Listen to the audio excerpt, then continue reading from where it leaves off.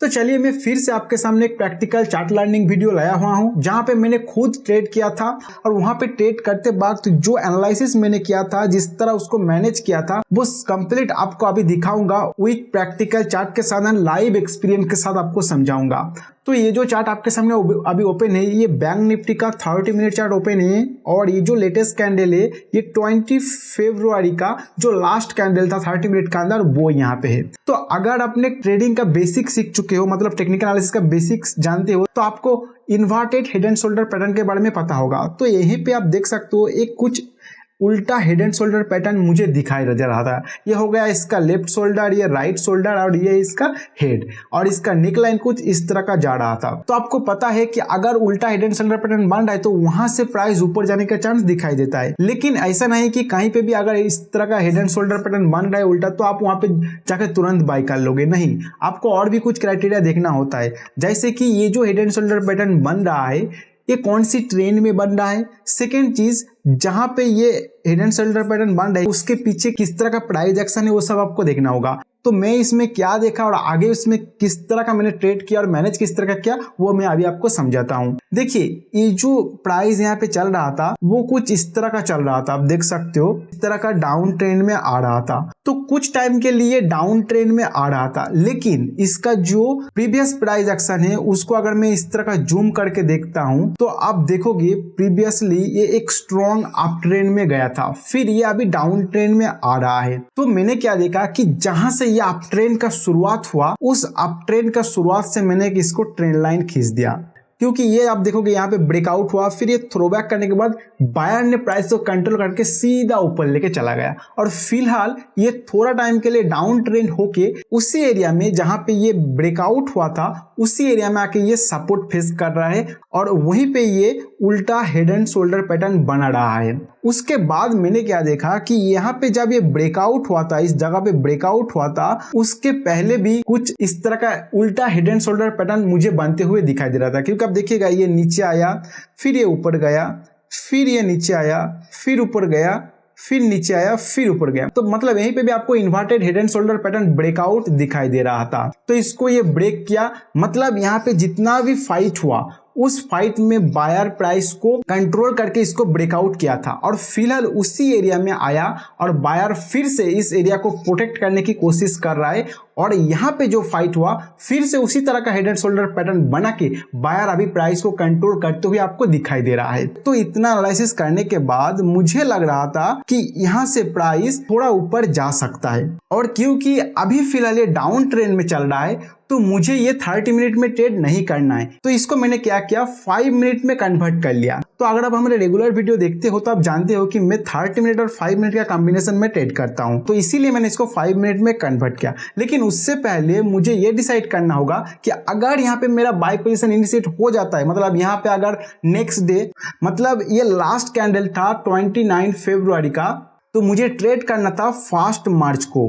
तो मुझे अगर इसी एरिया में बाय करने का मौका मिलता है तभी जाके मैं बाय करूंगा, लेकिन उसके लिए मुझे एक टारगेट पॉइंट भी तो होना चाहिए। तो उस टारगेट पॉइंट सेट करने के लिए मुझे यहीं पे सेट करना होगा। 5 मिनट में मैं नहीं कर सकता हूं, क्योंकि वहां पे जो प्राइस रेंज है आपको ज्यादा दिखने लग जाएगा और जो रेजिस्टेंस लाइन ऊपर का आ रहा है वो आपको क्लियरली नहीं दिखाई देगा। इसीलिए मैंने क्या किया, यहाँ पे जो रेजिस्टेंस लाइन आ रहा है स्ट्रॉन्ग वो कहां पे आ रहा है उसको आइडेंटिफाई करने की कोशिश कर रहा था। तो देखिएगा यहाँ पे जो रेजिस्टेंस लाइन आ रहा है वो कुछ इस जगह पे आ रहा है, क्योंकि जब भी मैं अपर साइड का रेजिस्टेंस लगाता हूं मैं सबसे पहले देखता हूं कि कौन सी एरिया से एग्रेसिवली सेलर प्राइस को नीचे खींचा था। तो आप देखिएगा ये एरिया से प्राइस बहुत ही स्ट्रॉन्ग नीचे खींचा गया था। तो अगर प्राइस इस एरिया में आ रहा है तो जो सेलर ने प्राइस को यहाँ से एग्रेसिवली नीचे खींचा था वो इसको प्रोटेक्ट करने की कोशिश करेगा, मतलब यहाँ पे प्राइस को रुकना चाहेगा या फिर यहीं से प्राइस को रिवर्स करके नीचे ले जाने की कोशिश करेगा।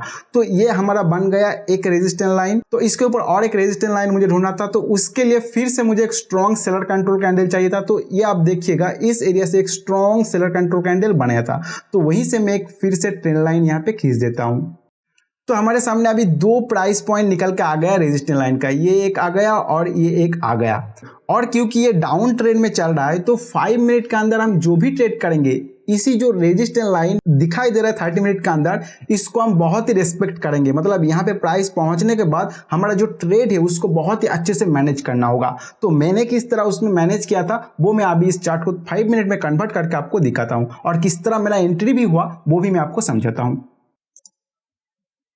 देखिए 5 मिनट के अंदर प्राइस एक्शन कुछ इस तरह का दिखाई दे रहा था। यहाँ पे ये सपोर्ट लिया, सपोर्ट लेने के बाद फिलहाल ये ऊपर जा रहा था और यहाँ पे एक बार ये ब्रेकआउट हुआ था, आप देख सकते हो। ब्रेकआउट होने के बाद क्या हुआ, बहुत सारे लोग यहाँ पे बाय किए होंगे इस जगह पे, क्योंकि ये इस तरह का एक ब्रेकआउट दिखा रहा था। फिर क्या हुआ, उसी ब्रेकआउट फेल होकर तुरंत नीचे आ गया। तो जो लोग यहाँ पे बाय किए होंगे इस कैंडल को देख के, उसका एसएल यहाँ पे था, उस एसएल को यहाँ पे ये खा गया। मतलब जो एसएल हंटिंग होता है वहां पे क्या गया, फिलहाल ये प्राइस ऊपर जा रहा है। तो मुझे क्या है, अगर फास्ट मार्च को प्राइस ये जो लंबा कैंडल यहाँ पे दिखाई दे रहा है इसका हाई, इसके अंदर कहीं पे भी ओपन होता है तो मेरा बाय सिग्नल जनरेट हो जाएगा, क्योंकि एक परफेक्ट यहाँ पे मुझे बाय सिग्नल जनरेट हो रहा है। 30 मिनट में भी हो रहा है और 5 मिनट के अंदर भी हो रहा है। लेकिन 5 मिनट में अगर बहुत नीचे ओपन होता है तो मुझे वेट करना होगा एक बार इसको ब्रेक करने का, और अगर बहुत ज्यादा गैप अप ओपन हो जाता है तो भी मुझे वेट करना होगा कि एक बार प्राइस एक्शन बनने दीजिए, फिर कोई बाय सिग्नल जनरेट करेगा या फिर एक बार थ्रोबैक करके कोई बाय सिग्नल जनरेट करेगा, तब मुझे बाय करना होगा। तो हम देख लेते हैं कि फास्ट मार्च को किस तरह यहाँ पे ये प्राइस ओपन हुआ था। तो देखिए 5 मिनट कैंडल यहाँ पे बन चुका है फास्ट मार्च को, तो ओपन हुआ था इसी रेंज के अंदर। तो जैसे ही ये ओपन हुआ तो जो भी मुझे पोजीशन बनाना था तो मैं यहाँ पे पोजीशन बना लिया, क्योंकि मेरे रेंज के अंदर वो आ चुका है और इसका एनालिसिस में पहले दिन से करके रखा था 30 मिनट के अंदर। तो मुझे कॉन्फिडेंस था अगर यहाँ पे ये ओपन हो रहा है तो कुछ ना कुछ प्रॉफिट मुझे मिल सकता है। देखिए कोई गारंटी नहीं है कि आपको प्रॉफिट मिलेगा ही, इसीलिए आपको रिस्क मैनेजमेंट भी करना था। तो मेरे रिस्क मैनेजमेंट के हिसाब से मेरा स्टॉप लॉस आ रहा था यहाँ पे, ये जो स्विंग बना था इस स्विंग के थोड़ा नीचे एसएल आ रहा था, तो उसी एसएल और मेरा जो एंट्री पॉइंट हुआ था इसका जो डिफरेंस आ रहा था उसके अकॉर्डिंग में मेरा रिस्क मैनेजमेंट करके यहाँ पे पोजीशन बना लिया। फिर अभी मुझे ट्रेड को मैनेज करना है। तो देखिए जैसे ही 5 मिनट के अंदर इस तरह का एक लंबा कैंडल बन गया, मेरा पोजीशन तो यहाँ पे बन चुका है, और उसके बाद 5 मिनट जब खत्म हो गया मार्केट ओपन होने के बाद तो इतना बड़ा लंबा कैंडल क्लोज हुआ। तो मेरा एसएल जो यहाँ पे पड़ा हुआ था मैं इसको रखूंगा नहीं, यहाँ पे इसको मैंने ट्रेल करूंगा। तो आपको पता होगा अगर आप हमारे रेगुलर वीडियो देखते होंगे कि अगर लंबा कैंडल बन जाता है मेरे डायरेक्शन में तो मैं उस लंबा कैंडल का 50% लेक लेता हूँ और उसके थोड़ा नीचे एसएल को रख देता हूँ। तो मेरा एसएल यहाँ पे आ गया। फिर आगे प्राइस एक्शन क्या हुआ था और मैंने किस तरह इसको मैनेज किया, और ये जो दो टारगेट पॉइंट मेरे सामने निकल के आ रहा है उसमें पहुंचने के बाद मैं किस तरह मेरा जो पोजीशन है उसको मैनेज किया, वो सब कुछ मैं अभी आपको दिखाता हूं। तो देखिए नेक्स्ट कैंडल जो यहाँ पे बना, छोटा सा एक बेयरिश कैंडल बन गया है। तो अभी हमें क्या करना है, जो एसएल है उसको ट्रेल करना है, लेकिन पहले से ही ये एसएल ये जो कैंडल है इसका 50% के ऊपर आ गया है। तो हम जो रूल्स लगाते हैं कि लेटेस्ट 2 कैंडल देखना है और जिसका लो नीचे होगा वहां पे रखना है, वो यहाँ पे एप्लीकेबल नहीं है। फिर नेक्स्ट कैंडल देखते, और एक छोटा सा कैंडल बन गया। तो मैंने क्या किया, मेरा जो एसएल था उस एसएल को ये जो 2 लेटेस्ट कैंडल दिख रहा था उस 2 लेटेस्ट कैंडल का लो जहां पे नीचे वहां पे रखना है। तो जो सबसे लेटेस्ट कैंडल है उसका लो नीचे, तो उसके थोड़ा नीचे मैं मेरा एसएल को यहाँ पे रख दिया। फिर आगे प्राइस एक्शन क्या होता है देख लेते। फिर अब देखोगे एक छोटा सा उसी तरह कैंडल बन गया। तो अभी क्या देखना है, 2 लेटेस्ट कैंडल को देखना है, मतलब 2 लेटेस्ट कैंडल का लो में से जिसका लो नीचे वहीं पे रखना है। तो ये सेकंड वाला का लो नीचे है तो जो मेरा एसएल है वो यहीं पे रह जाएगा, कुछ चेंजेस नहीं होगा। तो फिर आगे का प्राइस एक्शन देखते। फिर आगे और एक छोटा कैंडल बन जाता है। तो इस केस में जो 2 लेटेस्ट कैंडल में से ये कैंडल का लो नीचे, तो जो एसएल है वो यहाँ पे आ जाएगा। फिर आप देखोगे एक अच्छा सा बुलिश कैंडल बन गया। तो अभी जो 2 लेटेस्ट कैंडल है उसमें से जो लो नीचे वहां पे आ जाएगा, तो थोड़ा नीचे ये आ गया। फिर एक कैंडल बन जाता है। तो अभी जो एसएल है वो यहाँ पे आ गया। तो देखिएगा आगे और एक छोटा सा कैंडल बन जाता है तो हमारा एसएल यहाँ पे आ गया। फिर कुछ इस तरह का तो हमारा एसएल आ जाएगा यहाँ पे, क्योंकि 2 लेटेस्ट कैंडल का जो लो है उससे थोड़ा नीचे रखना है। फिर कुछ इस तरह का एक छोटा कैंडल बन जाता है। फिर आप देखोगे एक थोड़ा छोटा बुलिश कैंडल बन जाता है, तो एसएल हमारा वहीं पे रह गया। फिर आप देखोगे ये जो हमारा टारगेट था, फर्स्ट टारगेट जहां हम रेजिस्टेंस लगाया था उसको ये लगभग टच कर लिया इस जगह पे। तो जैसे ही ये कैंडल बन गया और इसको टच कर लिया, मैं मेरा पोजीशन को एग्जिट कर दिया। देखिए मेरा जो ट्रेलिंग एसएल है वो हिट नहीं हुआ, फिर भी मैंने यहाँ पे एग्जिट कर दिया। इसीलिए किया क्योंकि जो 30 मिनट का एनालिसिस में कर रहा था वहां पे वो डाउन ट्रेंड में चल रहा था। अगर 30 मिनट भी एक स्ट्रॉन्ग अप ट्रेंड में चल रहा होता तो मैं यहाँ पे मेरा जो ट्रेलिंग एसएल का मैनेजमेंट सिस्टम है इसके साथ जाने की कोशिश करता है, लेकिन ऐसा मैं इसीलिए नहीं किया क्योंकि 30 मिनट ये डाउन साइड चल रहा था। तो मुझे डर लग रहा था कि प्राइस यहाँ से शायद ये नीचे आ सकता है, इसीलिए मैं यहाँ पे एग्जिट कर दिया। लेकिन फिर भी मैं इस चार्ट को देखता रहा क्योंकि अगर फिर से मुझे इस जगह पे कोई और एक बाय सिग्नल जनरेट करेगा तो मैं फिर से यहाँ पे एंट्री हो जाऊंगा। तो आगे देखते हैं कि किस तरह यहाँ पे प्राइस एक्शन हुआ था। तो देखिए आगे जाके प्राइस जब ये कैंडल बन के क्लोज हुआ तो मुझे फिर से एक बाय सिग्नल जनरेट होते हुए दिखाई दे रहा था, क्योंकि यहाँ पे ये थोड़ा टाइम बिताया, मतलब बायर और सेलर के बीच में फाइट हुआ। और कहाँ पे हो रहा था, एक स्ट्रॉन्ग रेजिस्टेंस एरिया में, जहां से पहले सेलर प्राइस को कंट्रोल के नीचे ले गया था, जो मैंने आपको 30 मिनट चार्ट के ऊपर दिखाया है। वहीं पे आके फिर से ये फाइट हुआ और आप देखोगे ये कैंडल एक स्ट्रॉन्ग सेलर कंट्रोल कैंडल, मतलब सेलर बहुत ही ट्राई किया इस कैंडल में प्राइस को नीचे ले जाने की। तो अगर सेलर में इतना दम होता कि प्राइस यहाँ से लेके चला जाए वो, तो इसके बाद और कैंडल यहाँ पे बनते हुए आपको दिखाई देता या फिर यहीं पे थोड़ा टाइम बिताना शुरू करता। लेकिन क्या हुआ, वहीं से स्ट्रॉन्ग बायर प्राइस को कंट्रोल करना शुरू करता है और ये जो स्ट्रॉन्ग बेरिश कैंडल बनाया उसके ऊपर जाके ये क्लोज कर गया।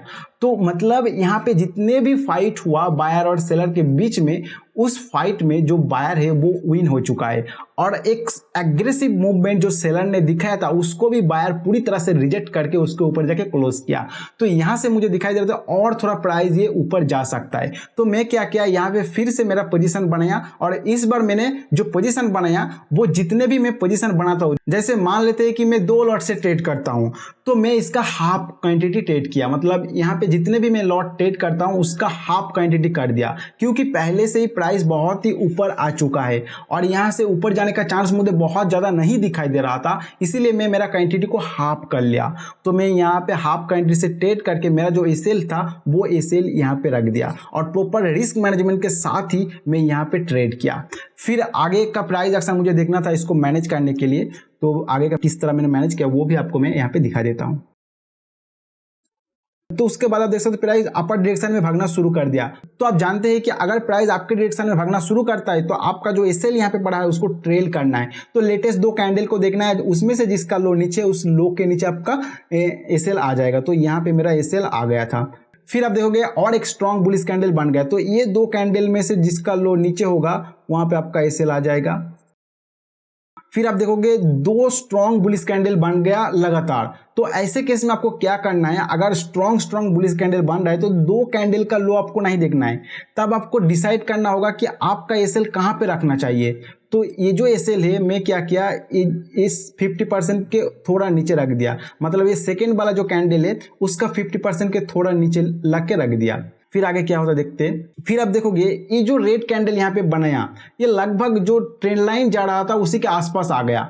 तो कभी भी जो मैं ट्रेंड लाइन लगाता हूं आपको पता है वो एक फिक्स प्राइस पॉइंट नहीं होता है, वो एक एरिया होता है। तो इस एरिया तक ये प्राइस आ चुका था और एक बेयरिश कैंडल भी यहाँ पे मुझे दिखाई दे रहा था। तो जैसे ही ये कैंडल क्लोज हुआ मैं मेरा पोजीशन से एग्जिट कर गया, क्योंकि मेरा जो टारगेट लेवल था वो यहाँ पे आ चुका था और विथ स्ट्रॉन्ग कंट्रोल के साथ आ चुका था। इसके बाद मैं और एसएल को ट्रेल कर सकता था, लेकिन मैंने किया नहीं, क्योंकि पहले ही सुबह ही मुझे एक अच्छा रिटर्न मिल चुका था इस ट्रेड में और फिर से मैं जब यहाँ पे ट्रेड किया फिर से मुझे एक अच्छा रिटर्न मिल चुका था। इसीलिए मैं रिस्क नहीं लेना चाहता था ज्यादा और यहाँ से एग्जिट कर गया। उसके बाद प्राइस और भी ऊपर गया, लेकिन मैंने उस दिन और फिर से ट्रेड नहीं किया। तो इसके बाद प्राइस और कितना ऊपर गया मैं यहाँ पे आपको दिखा देता हूँ।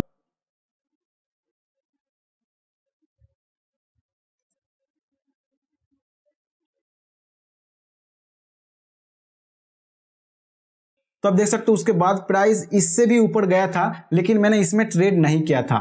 तो मैंने ये कंप्लीट ट्रेड आपके सामने शेयर किया कि किस तरह मैंने इस ट्रेड को आइडेंटिफाई किया, फिर उसको मैनेज किस तरह किया, एग्जिट कहां पे किया, सब कुछ मैंने आपके सामने शेयर किया। तो अगर इसमें से आपको कुछ सीखने को मिल रहा है तो प्लीज इस वीडियो को लाइक कीजिए। और ये जो सीरीज मैंने चालू किया कि प्रैक्टिकल लर्निंग आपको दूं, ये सीरीज आपको अगर पसंद आ रहा है तो प्लीज कमेंट सेक्शन में कंटिन्यू इसको लिख दीजिए ताकि मैं इस सीरीज को चालू रखूं और रेगुलर बेसिस इसको डालने की कोशिश करूं। तो इस वीडियो में फिलहाल इतना ही, मिलते हैं नेक्स्ट वीडियो में नए कई कंसेप्ट के साथ।